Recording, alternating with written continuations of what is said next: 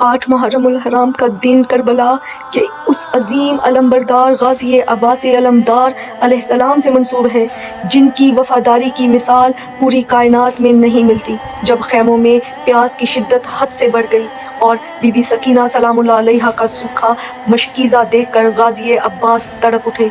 امام حسین علیہ السلام سے اذان جہاد کی جگہ صرف پانی لانے کی اجازت مانگنے کی داستان۔ اللہم صلی علی محمد و آل محمد۔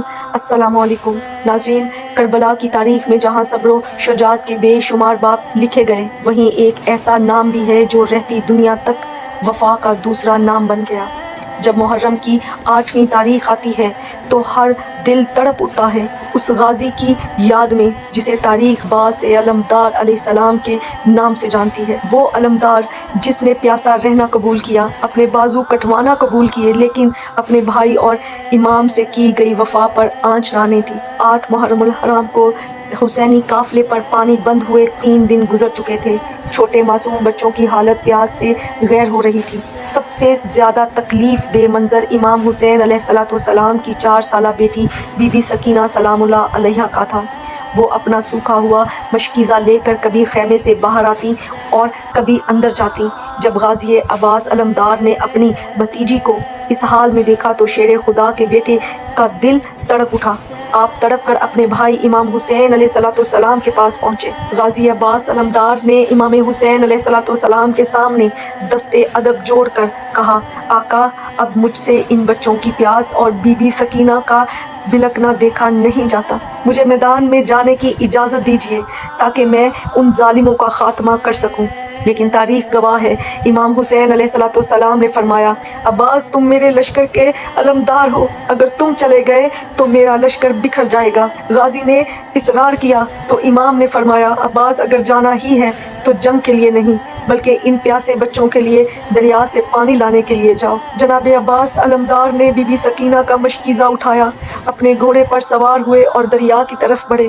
جب غازی عباس علمدار فرات کی طرف بڑھے تو یزیدی فوج کے ہزاروں پہرے داروں نے آپ کا رستہ روکنے کی کوشش کی، لیکن غازی عباس تو شیر خدا حضرت علی علیہ السلام کے وہ بیٹے تھے جنہیں خود حضرت علی علیہ السلام نے کربلا کے لیے مانگا تھا۔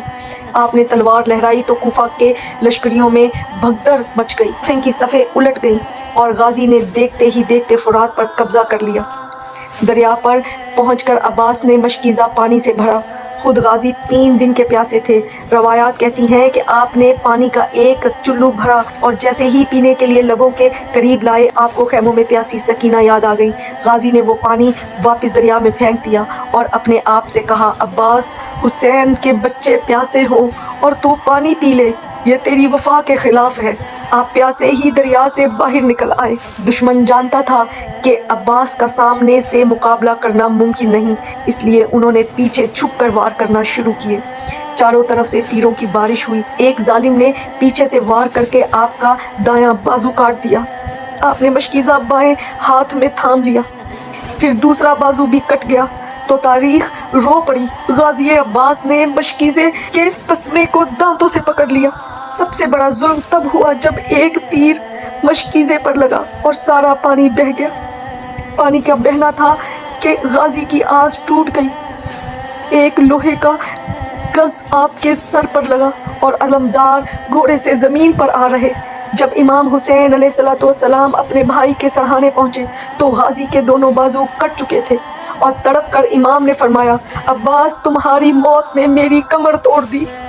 ناظرین، 8 محرم کا یہ دن ہمیں سکھاتا ہے کہ جب بات دین پر اور اپنے امام پر جان نثار کرنے کی ہو تو اپنے خون کا آخری قطرہ بھی قربان کر دینا چاہیے۔ سلام ہو علمدار کربلا کی اس لازوال وفا پر۔